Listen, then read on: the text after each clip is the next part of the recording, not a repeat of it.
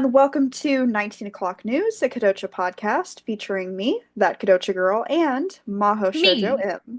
M. Wow, I'm sorry. Sometimes we pause there. Yes, we do, and I'm sorry. Oh, it's fine. It's fine. Do you want to do it again? Oh no, that's fine. I just had a lot of Yay. energy. But No, go I ahead, love it. introduce yourself for those Well, new listeners out there. it is me, Mahou Shoujo M, the creator of Daily Kodocha.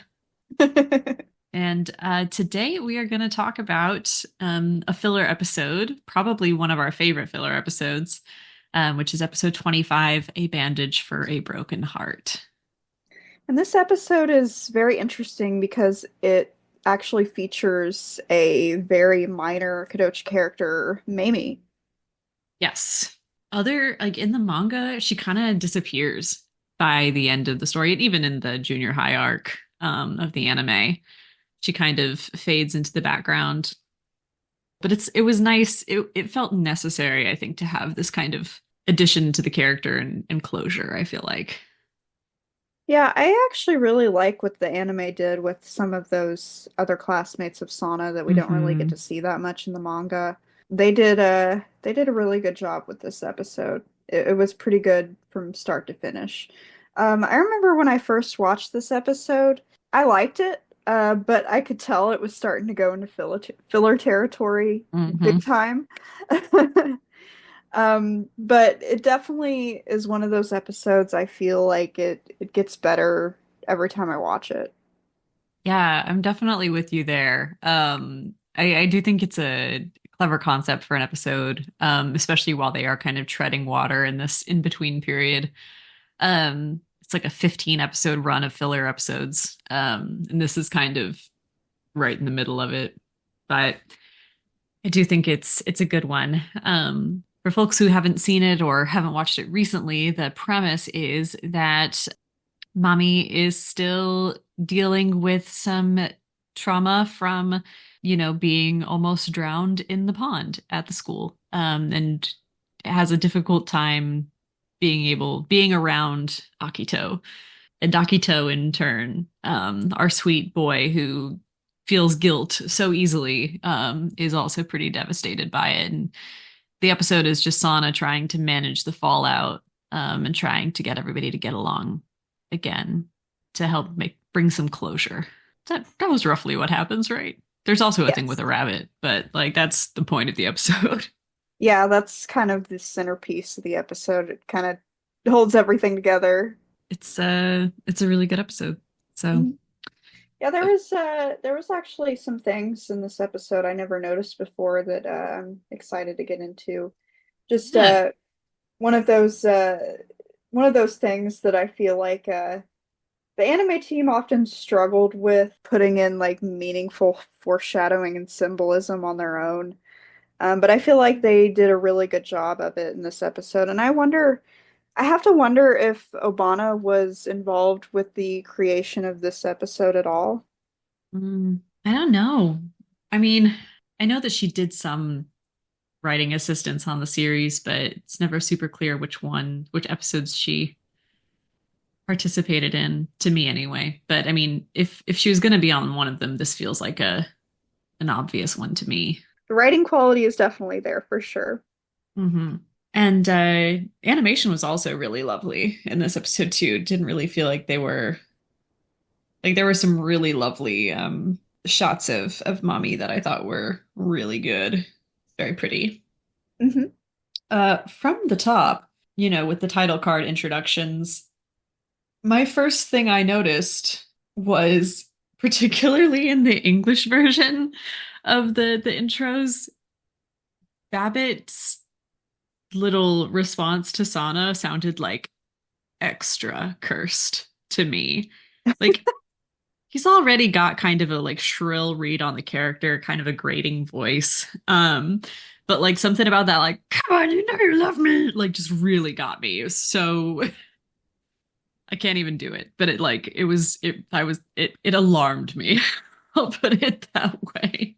You know what was interesting is it felt like this episode had more Babbit than usual. Did you feel Hmm. like that too? 100. And the other thing that got me too is Sana interacted with him directly a lot and Hmm. acknowledged him in a way that like normally like Babbit is there, but like it's not often that he's actually part of a scene in a way like he's there, but like the characters don't notice him or which is my preference. Well, really, well, let's be real. My preference is that he's not there, but um is what it is. But it was odd to see how much she like touched him and talked about him and Yeah, there was a lot of Babbit abuse in this episode for sure. true. And they even brought in Hawaiian Babbit and like Cowboy Babbit, Cowboy Yeah, American Babbit. that is my favorite Babbit because it's so just the accent that Chris Kaysen does for him is just hilarious to me. Is a good one. That's a good one. And then there's one in season two that's like I don't even know what you'd call it. It's like Picasso Babbit. Do you know what I'm talking about? Yes. Yes, yes, yes, yes, yes, with the eyes. Yeah. Yeah, it's No, so I'm totally with weird. you. It's It so is weird and off-putting, and it's like, where did this one come from? real. I used to, as like a middle schooler, I was very obsessed with like the dark Babbit, evil Babbit. I used to do a lot of drawings of him. I don't know That's why. a It good was one because I was too. so like the scene kid emo adjacent. So I Yeah, was it's like, gotta like the another. dark one. Yeah, yeah, the edgy one. Yeah, always. That's actually one thing I feel like is not talked about enough before we really dive into the episode, but another like wacky little character that comes about in the later season is the White Dolphin. Like nobody talks enough about the White Dolphin. Oh, you're so right. I kind of forget about the White Dolphin because there's like already so much like craziness happening in the Kodocha anime a lot of times. Like there are so many like random bits and like chaos and different things. Like I just that's not a person I remember. The White Dolphin is kind of like it's funny because it's like it's it's random and hilarious, but for some reason there's just something about it that makes it more cursed than the other weird characters in the show. Yeah, that's fair. I don't even like I'm having a difficult time calling to memory when the White Dolphin like pops up. Like what episodes? I'm See, really that's struggling. why that's why it's so cursed, is because I can't even remember that either.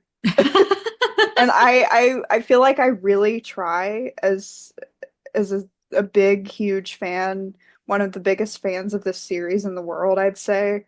I feel like I keep track of those little insignificant things, but for some reason I cannot recall when I want to say it's either right before New York or during. I don't know. Yeah, that sounds right. Yeah, I don't We'll have think. to keep our eyes peeled. Yeah, I don't think it was in season one at all. I can't think of. Yeah, I'm just having a hard time placing him. But the Ugh. episode we're talking about today actually features a rabbit named Kurosuke that Mamie takes care of, which Yes, makes me sad because I think this is the only episode we get to see that rabbit. I think so too. Kurosuke's 15 minutes of fame here in an instant, gone in a flash. Something that I did love about this episode is especially at the beginning when they're like, come on, we're looking at Kurosuke and Sana goes croquet. And I just think it's funny that that joke worked in both Japanese and English. Yeah, that made me happy too. I was like, this is so great. I love it because they always have to change like the idioms and like wordplay and stuff, which I understand. But I was shocked by that because when I started watching the Japanese version, I was expecting it to be completely different, and then it was the same joke, and I was like, oh, same one, yeah. it's a pleasant Because surprise. Japanese words for sports are almost always the same as they are in English for the most part, except for like baseball and table tennis. And like there's another one that's like on the tip of my tongue. But for the most part, they're pretty much the same. Basketball, volleyball, tennis, soccer, etc. So karaoke is also the same. That's neat. There you go. There's your Our Japanese language Japanese. lesson. Yeah. Yeah, the bunny's super cute. It was nice to give some of the like Sana's classmates, the girls, don't have like a ton of interests, I want to say. Like they're kind of around and they interact and react to the things that are happening in the episode, but we don't get to hear a lot about like what their inner worlds and interests are like. And so it was cool to see Mommy have this like skill working with animals Yeah, I and really that she was like like an that too. authority on it. Yeah. Speaking of that, I don't know why I never noticed this before, but I noticed that they had their last names on their gym uniforms. I don't think they had been given last names in the manga. Not Like to my Hisei. knowledge. I mean, we can look, but I don't think so. But yeah, I'm with you. Yeah, Hisai Kumagaya and Mami Suzuki. Yeah, I also did not know their last names. But I just noticed that in this episode, and I was like, I don't think they were given last names in the manga, so that's interesting. I'm also, I mean, yeah, because sorry, I keep like getting up to grab the next volume in Japanese to see. But yeah, the only ones on the intro page are Sana, Akito, Misako, Tsuyoshi, Rei, and Asako. And then, of course, I think that changes to like Fuka and Naozumi depending on the episode. I I want to say Aya's on one of them too. think so. Hisai-chan. Yeah, they don't really say the names or the last names anyway. Because I think the only people that speak to those characters directly and use their names are the other girls who would be on first name basis because they're classmates. So, Mhm. Yeah, that's another reason why it makes me wonder, like, if Obana was heavily involved in this episode, because I feel like that would be something that they would consult her about. Like, well, we want to, and I think they might have been in gym uniforms in previous episodes, most likely. Um, I just happened to notice it this time because I was paying closer attention, I guess. no, I also clocked that, and it's made me wonder because I mean there are other scenes where they are in gym class before that. You're right, but I don't think there's a long time that everybody's in their uniforms. I feel like the scenes are shorter. Yeah, so they don't fixate on it. I feel like there's Yeah. more sh like up close shots in that Yes. beginning scene too of this episode where we get to see the names clearly. Yeah, I agree. Although to be honest, I didn't see mommy's name on her uniform. I'm sure it was there. I noticed it on the nameplate of her house. Um, Yeah, her name was on, every girl had their name on the uniform, their last it's name. cool. It's very interesting. So, yeah, we start off the episode. Girls are about to go to PE. They are stopping to admire Kurosuke the rabbit. And then mommy realizes that she's forgotten her jump rope. So she returns to the classroom to get it, where she runs into Akito, who is sleeping in the classroom, and hides. When he approaches her, she freaks out, knocks over the desk. And when he tries to help her up, she's like, "Get away from me," and is clearly having a moment where she's remembering the pond. Hmm. Yes, that's kind of the next chunk of the episode. What I thought was interesting about this chunk, and I'm too, this is also a very not great observation, but it was one I noticed that I thought was strange. Because in the Japanese version, Sana's like, "Don't worry, I'll cover for you," and says that mommy was like trapped by a herd of cows. And then in the English version, they changed it to sheep. Yeah, And I I noticed just want that. to know why. Like, why? I can't think of it because sheep, cow, that's Yeah, one syllable. exactly. So I'm like, what was the reason? It's a strange one. And I think it's just because like a lot of times with dub changes, we're like, oh, okay, they're trying to make that make more sense to American audiences, or there's a syllable issue or whatever. This one just seems very random. Another random change I noticed, and I don't know if there's any significance to this. So they come in the classroom and they find Mamie crying, and they're trying to figure out what's going on. So Sana goes over to confront Akito, as she Hmm. always does. And you can tell that he's upset about what's going on. He leaves the room. And in the English version, she just basically says something like, "You'll feel better if you talk about it." But in the Japanese, she says, "Why don't you tell your big sister about it?" And I'm not really sure why they said that in the Japanese version. I think it was just her being silly, you know, because like I that was my interpretation anyway, was because she does that sometimes, you know, like it feels like an offshoot of like I am your mom kind of thing. Yeah, I Uh was I thought she I was just that's playing around.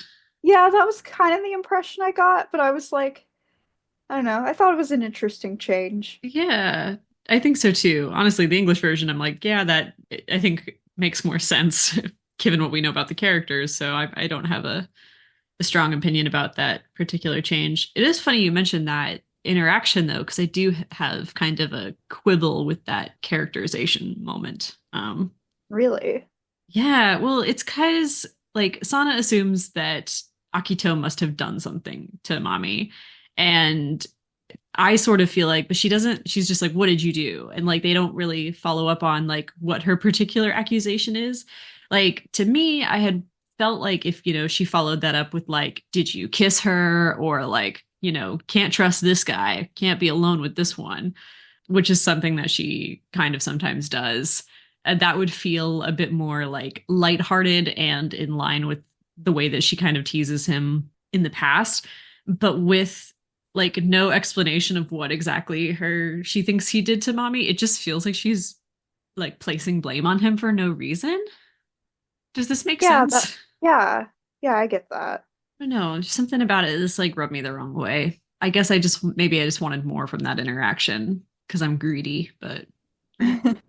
Yeah, it seemed like there was a lot of moments like that where it was like it could have been turned like into a comedic moment or callbacks to other things that happened in the past in the series. Mhm. Uh, but it was just like, I don't know, like there were tiny little bits where it was like taking itself too seriously, I guess. Yeah, that's fair. And in some ways, like some of that I think really worked in that episode, but in others, that's one of those things about the filler episodes in general. It always kind of bothers me is like the characterization is always like a little off. And because it just feels like, you know, maybe the series was produced at such a rapid rate that they weren't able to like really like dive deep on the characters. And so there's always something that's like a little off. Yeah, and it's unfortunate because it really it takes a nosedive a little bit after this episode with that. Like it just goes off the rails by the end of season one with the characterization. Uh-huh. Oof. I'm yep. I feel like that would be me repeating a lot of stuff I've already said multiple times, but Yeah, we I always agree with you. that's another thing. It's like we always have certain things we mention every episode. It feels like Yeah. I think that's one of them. It's not as Yeah. frequent, I don't think, but yeah, Yeah, I for think sure. everyone knows what we're talking about. Oh yeah. 100%.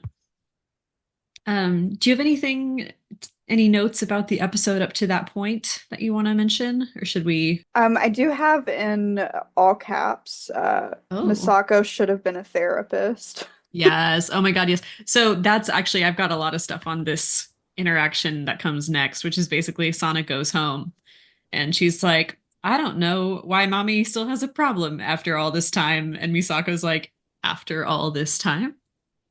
After all this time? And she's so right. Because it hasn't been that long. Like this episode happens like it's after summer break, but before the Christmas Eve episode. So in that kind of liminal fall space. But the incident with mommy probably happened in like April or May. So it's been max like 5 months. Mhm. Um, so like, yeah, she's still gonna be upset about that. It was not that long ago. Especially But with I what it was. Like that was a yes, pretty brutal yes. bullying Yeah. situation. That was if they'd been older, that would have probably been categorized as attempted murder. Like, Mhm. ugh. So yeah, no, obviously she's still upset about it. But I did think it was interesting that that thought from Misako about like after all this time is somewhat in at odds with her other opinion, which comes later in the series, where she talks about how, like, when Sana goes to shoot Mansion of Water, and she's like, 3 months will go by in no time. That'll be nothing. And Misako's like, 3 months is an eternity to children. So it's like kind of both things are true. It's to Sana, she's like, yeah, that was 5 months ago. That was like ages ago. Why are we still talking about it? But at the same time, it really wasn't that long ago. Yeah. But yeah, Misako just she really kicks ass in this episode. I agree. I will say this is like a small like translation quibble also is I feel like because when Misako has like the fan out and she goes like scars of the heart do not disappear over a mere apology. I was like, that's extremely badass. But then in the English version, they kind of changed it and I think it weakened it a little bit. They changed it to the pain in mommy's heart does not go away just because Akito apologized. Yeah, Only they that mispronounced mommy and Akito. yeah, Um, that doesn't sound as poetic for sure. right? And like, because Misako, like yeah, she kind of speaks in like little phrases like that. I think because she's a writer. So I didn't love that I don't know, I felt like they weakened one of her Yeah, they dumbed it down in a badass, way. yeah, a little bit. Yeah. Also, I love Colleen Clinkenbeard as Mama, but Me too. if they do not freaking fix whatever's going on with the sound, I can't hear her in English. It drives me bananas. I You feel like I'm like know, leaning close to the TV. I'm like, I can't hear you. that's funny you mentioned that because I didn't think about it until you just said it. But when I was watching it today, I had my volume up pretty loud, and it seemed like those particular scenes, like I had to turn it up a couple notches. Huh. Like, and I was thinking, like, I don't know why it got quiet all of a sudden. Yeah, But yeah, it's you can really tell in that episode. can because like I mean the Japanese voice actress, like her voice is just deeper, like lower, but it's still like resonant and still like has volume. And Colleen Clinkenbeard like has a lower voice. And honestly, I kind of feel like if she'd just done the performance like with just her voice instead of doing the voice plus like a kind of whispered quality to it. Because by doing that, it just like all the sound is out of whack and I can never hear her. It's like a thing that drives me bananas. Hmm. I just, oof, I can't. And they do it a little bit with Akito too, because Jerry's not just like, is also speaking with kind of a whispery quality. And so sometimes I can't understand or hear him either. I'm just like, ah, Yeah, can't. I never actually really noticed that before. But yeah, it is. Sometimes I have to kind of adjust the volume during those scenes with them. Yeah. I just like, I don't know. I want a reboot and I want a dub and I want, you know, if we keep everybody in the same roles, which I think I would be fine with. I would love it if they would play around with using a lower vocal quality without it diving into whisper territory, personally. Well, I would love that. I think, it's been what, about 20 years since the English dub. I think they can manage it Yeah, now. At least I hope they can. probably. Seriously. I don't know. It's just like, yeah, I don't know. But that's a small complaint of mine. So from there, Sana goes to see Mommy to kind of check on, see how she's doing, and then also bring up Akito. Which the minute she says Akito's name, you know, Mommy shuts the door in her face and is like, I'm okay. I don't want to, like, I'll see you tomorrow at school, and like, will not talk about him. Yeah, Um, and cuts to her on the other side, just panicking and ugh, yeah, I hate it. I know, sweet baby girl. And then after that, we cut to Sana and Akito in the gazebo, where Sana starts to get really fired up about fixing things between them. I thought it was really cute the way that she's like, maybe adults, can't put water back into a basin, but I can because I'm a kid. Um, That was another it's thing they just, changed in the English. It was yeah, the water in a water in a, spilled tray. yeah, which is that a phrase? I don't Is think that so. a phrase? Yeah, I don't know what our I feel like our closest American equivalent would be the thing about not being able to put toothpaste back into a tube, but I get why they wouldn't have been able to I was thinking more along go the back. lines of don't cry over spilled milk or something like to that Yeah, effect. I guess. Yeah. I don't know. Very, very strange. But a scene or no, a difference I did notice in that scene with Sana and Akito is that, in the Japanese version, he's like, okay, what are you gonna do? And then in the English version, he goes, what are we gonna do? Hmm. I feel like the difference is important because it does seem like Akito has more, isn't so much being dragged along in the English version, but has more buy-in to the situation, I guess. Yeah, more of a team effort, Yeah, which is interesting. which is honestly what it feels like the whole episode. Like I feel like Mm. he's genuinely frustrated that he can't really fix the situation easily. And he kind of has to, he probably feels like he has to just avoid her forever. Yeah, Um, it feels pretty hopeless for both of them, honestly. yeah. Which, Uh, that's actually something else I really like about this episode is that it's not a, it doesn't really have a happy ending. It's very realistic. Sometimes two people just are never going to get along, whether it was due to a traumatic event or just completely different personalities that just don't mm. mesh. And I thought that was a very important lesson to have in one of these episodes that you don't really Yeah, see too often in shows targeted towards young kids and preteens. absolutely. Yeah, it's sometimes that's just the way of the world. So I thought that was a nice, you know, real life being what it is. We don't always get everything tied up with a bow or happy endings, and I do like that Kodocha, both in the manga and the anime, is pretty content to kind of sit with some of that messiness of life. I think that's what makes it resonate so much with people. Hmm. But Sweet Sana, before she accepts this aspect of life, she is pretty determined to ease things between Mami and Akito. She starts with a bag of wigs. This is Um, probably my favorite section of the episode. This it's part and the part that comes so after. silly. I love it. It's so good. She pulls out one. I just thought it was also funny. The return of Tokyo/Kyoto, the band. Hmm. Um, by It's very late 90s. Yes. And so she puts him in a wig of the guy from Tokyo, and then I believe a Japanese bridal wig, like a bald cap, An a orange afro. afro, and it is just funny. And then I love right after it, when that doesn't work, when mommy disappears, Sana puts Akito and Tsuyoshi in bunny suits and makes them dance with her, which just really made me laugh because like you've hardly seen Tsuyoshi so far this episode, and then boom, And then here he he's is, just out of bunny the suit. blue. Yeah.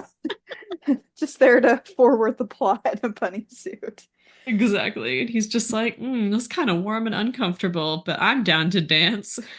But the funniest part of this whole thing to me, um, which I hate to say it because it's the serious moment at the end of the failed attempts, is they have this long drawn out scene after that where Akito walks away and he's just Mhm. angrily stomping the wall and Yeah, with his he's bunny still in his feet. bunny suit and it just I don't know, it seems to go on for a long time to me. Yes. No, you're so right. I actually my note was literally sometimes I wonder if the animators are trying to build tension or if they're just trying to use up time. Cause I, like the first half of that scene I was like, "Ooh, good tension building." And then for the second half I was like, "Okay, it's been a long time. you Maybe know, we could it, move on." yeah, it's funny because I couldn't really tell if this scene was meant to be both dramatic and funny or just dramatic. And it Hmm. actually reminded me of this conversation me and my husband were having the other day about And we weren't sure of the term, but I we were talking about. I was like, there's a term for this in movies and theater, but I don't know what it is. But it's like drawing out a scene, usually a comedic scene. Uh, if you draw it out, like it makes it funnier somehow. I don't know if you would know what that Hmm. is. You I know what know I'm what you're talking about? Yes, I know what you're talking about. I'm lost on the vocab for it though. It's not something that comes to mind because in the theater we have a couple of things that we say. Neither of them are appropriate for me to say on the podcast. I'll censor one of them, and I'll message you the other, which is kind of in contrast to that. When you're doing a comedic scene, if you stay too long, you milk it too long, like the audience is gonna get like uncomfortable, like it's just gonna feel wrong. And so one of the things we say is like be fast, be funny, get the F off the stage. Just like keep it because especially with theater, like live theater, some like what is maybe 10 seconds of stage time sometimes feels like 10 minutes to the audience. So you've Mhm. really got to be careful about how you pace shows. And a lot of times in actors, they love acting so much. And so they have a tendency to want to stay on stage and kind of and milk things. And it's unnecessary. A lot of times it's really just like it's time for you to go so that the show can move on. So be fast, be Okay. funny, get the F off the stage. Yeah, I could see that definitely working in theater. So this probably applies more to like TV shows and movies. Yeah. But I was the example I was thinking of and that we were talking about the other day was how in Family Guy they would have those segments where they would all of a sudden Peter would look at the camera and he'd go, "And now, ladies and gentlemen, Mr. Conway Twitty." And then they would cut to a full performance of a Conway Twitty song. And Oh. you think it's just going to be a quick clip, like, you know, how Family Guy does, right? Hmm. But it just keeps going on and on and on and the fact that it does that makes it funny. So Yeah. whatever technique that is, it kind of felt like it was being utilized in this bunny scene with Okay. Keto. And it's But I like, don't know that for sure. Like I yeah, can't tell if that's what they were trying to do or not. definitely fair. Is that Family Guy bit, is that like a recurring thing that they do from episode to episode, or is that like a one-time thing?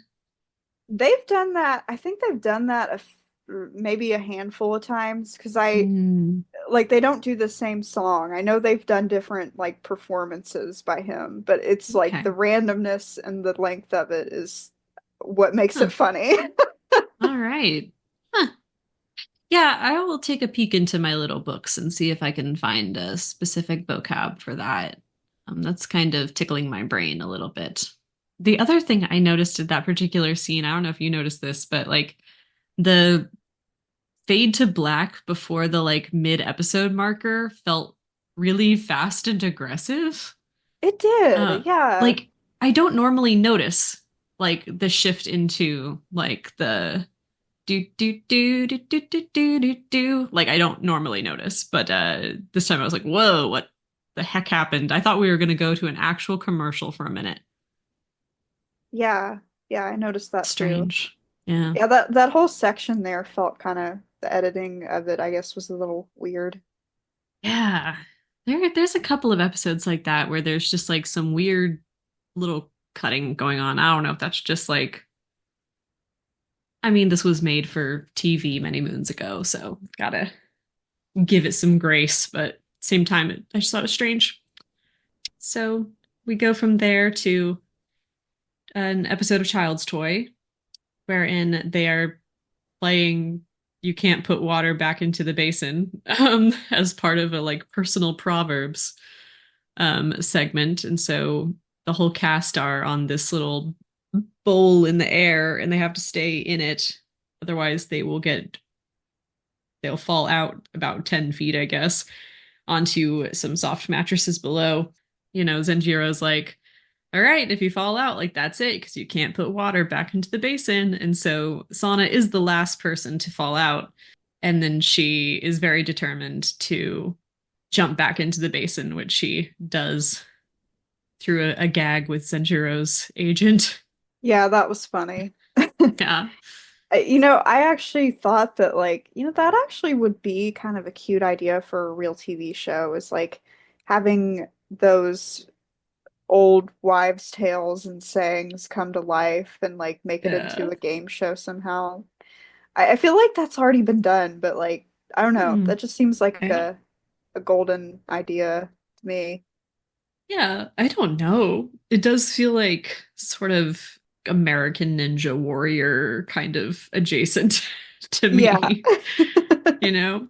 Or honestly, I was briefly a Bachelorette franchise fan, and I do feel like that would be one of the silly things that they would do, make the couples do on dates in that show. So, Really? I've oh never yeah. actually seen it. I thought it was just I Oh didn't know they man. did stuff like that.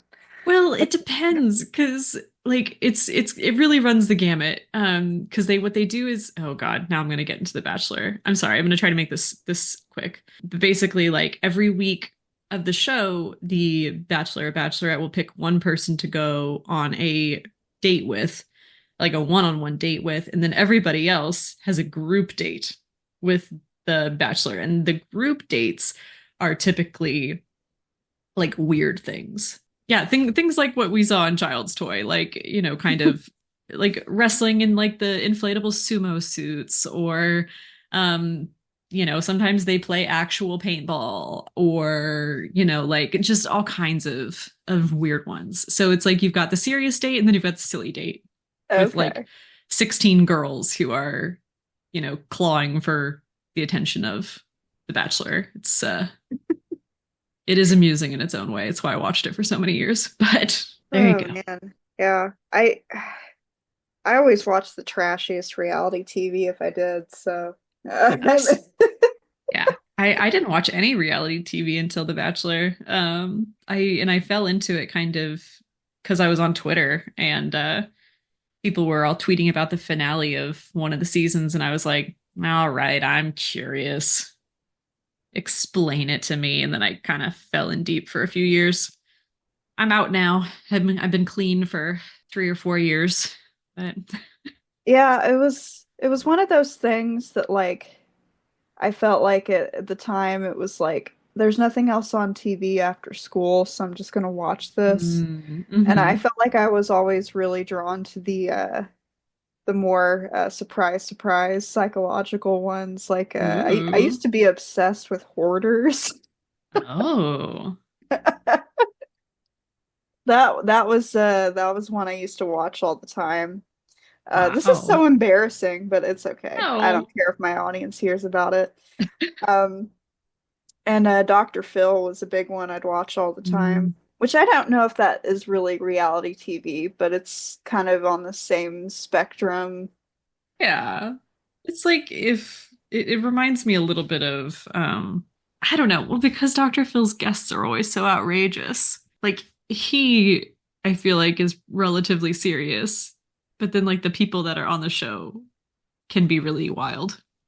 Yeah, that's the gimmick. I mean, if you Yeah. break it down, I'm as far as I know, I actually read that like he had like lost his license and he was still doing that show and he's not a great person himself from what I've read.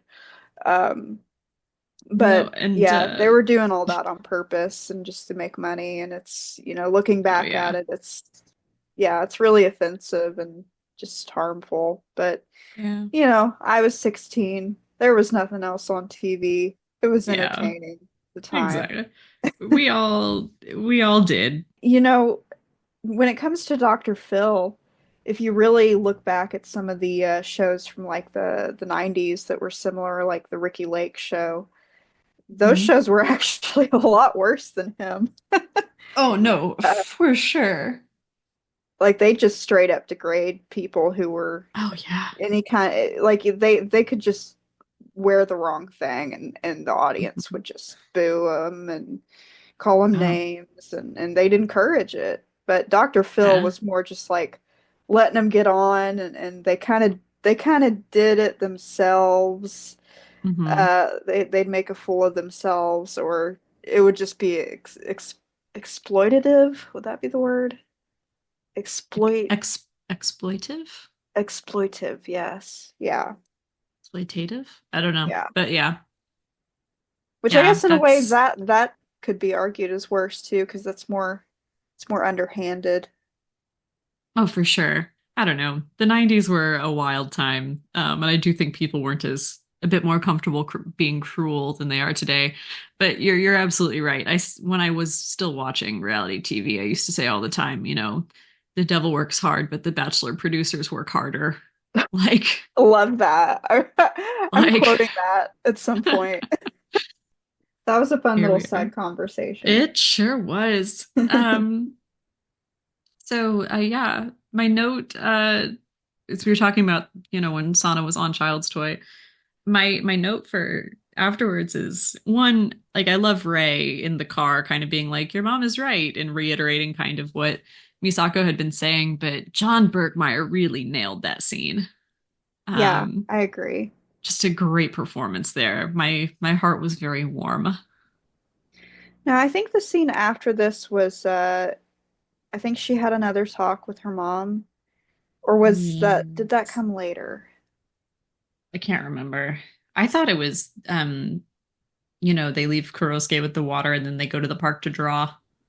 Yeah, I know there was that. I know there was a section with her mom too again where Yeah, there's another uh one.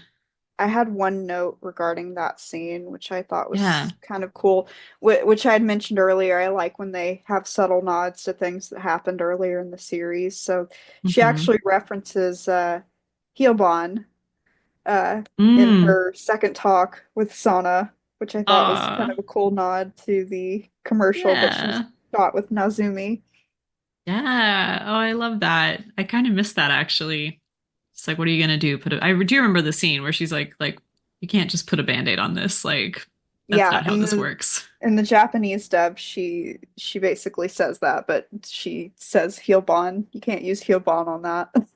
Well done. Well done, Funimation. Love it. Yeah, do you have anything about that or do you want to get into the park? Yeah, let's get into the park. Yeah, I loved that. I thought that was really funny. I and Tsuyoshi, I drew a lady playing a saxophone, and it's Obana. Made me laugh. And then Hisai drawing Obana's sister in the cow outfit. Yeah, but I think that in both the Japanese and English, it was a guy. They But referred to her as a guy. no, in the English they did. In the Japanese, Okay, they didn't it in that was one. they didn't. But which I thought was odd because like I don't know, like yeah, her hair is looks short in that scene, but I don't know why they were like that a dude as whatever. But I did think that was funny that there was that reference from the volume 4 bonus. Yeah. Yeah, I loved it. Also, can we take a second in the English version of that scene when Tsuyoshi turns around his paper? He very quietly goes, "I'll show you mine if you show me yours." I didn't catch that. Oh my God, it was just in the English version. I was like, Tsuyoshi Sasaki really got me. I was like, what? Wow. I can't believe I missed that one. It's like sometimes English version, and we talk about this sometimes, like they'll just like sneak stuff in there. They just to get away with things. Yeah, there's the occasional like ghost stories level dub moment that's like, Yeah, whoa, just what? for real. Oh man. Anything else to note in that scene? No, I didn't have anything. Well, after that, Akito, who was skipping, happens to be walking by the rabbit pens and sees that Kurosuke has drank too much water, which is very bad for rabbits. They can die from it, and runs to find Mommy and the rest of the class to get help. And so they all return to the pen, and Kurosuke is not looking good. Akito and Tsuyoshi go get the vet, who's kind of like, not much we can do, just kind of have to see how he recovers. Akito clearly, in his own way, is frustrated and wants something to be done about the rabbit. Calls Calls him the a vet a quack. quack. That goes well. um, and there's a brief and very devastating moment where we think that Kurosuke doesn't make it. I know. I And I hated cried that. both times. Yeah. I hate Oh, that it's fake out. awful. It's like the worst fake out Yes. ever. Like, why would you do this to children? Why? Truly, truly, truly. And I think it was probably to set up the next moment of the scene, which is where Akito's like, there's no use helping it. He's gone, and mommy Yeah, she slaps retaliates. Akito. Hmm. Yeah, which I don't know if you think that this is recycled animation from Sana's slapping Akito in like episode 3, but I do. Well, it definitely reminded me of that. I I think don't know it's if it was recycled, but maybe. I think well, I mean, I think that they used the base, if that makes obviously they had to like repaint it to look like Yeah. mommy, but the action and the movement is the exact same. Which fine, work smarter, not harder, but I did think it was interesting. That's yeah, that's another interesting thing about this episode is like while the actual writing and the content, like the main content of this episode is really good, this episode also has a lot of weird little technical things that make it kind Uh, of lackluster in a way. Like mhm. there are moments where it feels like they're kind of just stretching it out, like the Yeah. rabbit thing we were just talking about, which again, Mhm. don't know if they were doing that for comedic effect, but I just don't think they were, but it Yeah. still ended up being that way. And then just the over the top Babbit stuff that was in this episode, it just seemed like there was Yeah. so much of it. That's fair. Yeah, I'm kind of with you. There are some odd execution choices for this episode for sure. But yeah, basically, as soon as mommy finishes slapping Akito, it turns out that Kurosuke is in fact not dead and is gonna be okay. So dry your tears, everybody. You Um, know, regarding the vet guy, they put so much effort into his character design, yes, and we never see him again. right? Like he looks like he should be like a main staple part of the school Yes, cast, but he's not. I'm with you. Yeah, I thought that was odd too. I don't know if they thought they were going to use him again later or if he's perhaps supposed to be an homage to an actor or character in another series or something, but I also thought that was strange. Yeah, like because usually they just kind of give them like the most generic looking eyes with like little to Yeah. no detail. The hair is just Mhm. usually like short. Yeah, You exactly. this dude's rocking a ponytail. It looked like Yeah. I think he might have had a scar or something on his face. Yeah. It was odd. Yeah, it was a choice. Yeah, that Um, would actually be something worth looking into, like the origins of that character, but that'd probably be something you'd have to really deep dive to find the answer to. mhm. Afterwards, Sana has a little moment of inspiration. She goes to Akito and she's like, "Hey, like bring some Kurosuke something to eat tomorrow. If it goes poorly, you can like be mad at me for the rest of my life. But it can't get much worse." Um, so he brings Kurosuke a melon the next day. And we have a little Japanese to English shift that I had some funny feelings about. In the Japanese version, he's like, "Hey, can I feed this to Kurosuke?" And mommy is like, "No, that's too much melon. It will make him sick." Um, to me, insinuating that he could feed Kurosuke a little bit of melon and that would be fine. Hmm. In the English version, it was just no. Melon is too watery and you can't feed it to him at all. Hmm. Dumbass. And I was like, whoa, okay, neat. Yeah, I'm I like, wonder he what the tried. yeah, I wonder why I don't know. I don't either. Why One do part of me wondered, why can do we even rabbits not ask? eat melon at all? Like, Yeah, was that the because reason? yeah, I'm you know what? I'm gonna Google that real quick. Oh, do it. I'm curious if like that was the reason if Funimation was like, can't show it to the kids because they're gonna feed small amounts of melon to their rabbits. Um, Okay. Yes, rabbits can eat small amounts of melon as a treat, okay. but be sure to remove the rind and seeds and only offer them occasionally due to their high sugar content. All right. Well, that is a choice that they made, I guess. But it does sort of, that's like a moment of pseudo closure, I think, between Mami and Akito. They're never going to be best friends. There's too much between them, but Mhm. um, they can be in the same room together. And like I said, I really like how they did that. They didn't just like give us that unrealistic ending where they're buddy buddy and Mm. they're hanging out, Yeah, taking care of rabbits together. exactly. It was never going to be like that. Because, yeah, what Akito did was extremely messed up. And I think it's one of the things that I think people find maybe the hardest to forgive. Good episode, though. Mhm. Justice for Mommy. I've actually there's been a few and I wouldn't say it's really within the fan base, but I've gotten a few comments, especially on my video covering Aikido, about like, oh, I won't watch the rest of the series because of what he did in the beginning, which, it's valid, but at the same time, it's like, well, you're missing out. Yeah, well, that's literary analysis is dead. Reading comprehension is dead. I don't, Yeah, and let's that's just one be of the things that, honest. yeah, it's one of the things that really gets me. Like, we talk about a Kodocha reboot, and I'm so nervous about if that actually comes to pass because Akito's trajectory, his character arc is not going to be resolved in a few episodes. And you really got to kind of stick with it in order Yeah, to, unless and they I think that's how life works. If mhm. you're going to not forgive somebody, then what's the point of growing? Unless they have the first episode in the same pacing as the OVA.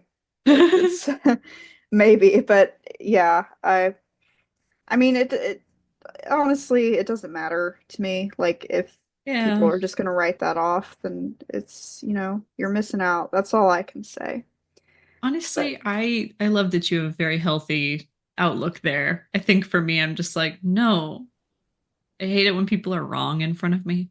I Makes me hate want to when people are correct them. wrong too, but I'm like, well, everybody's has their own unique experience and their own thoughts and their own unique feelings. And, who am I to be the one to, call them out unless it's like completely just totally wrong.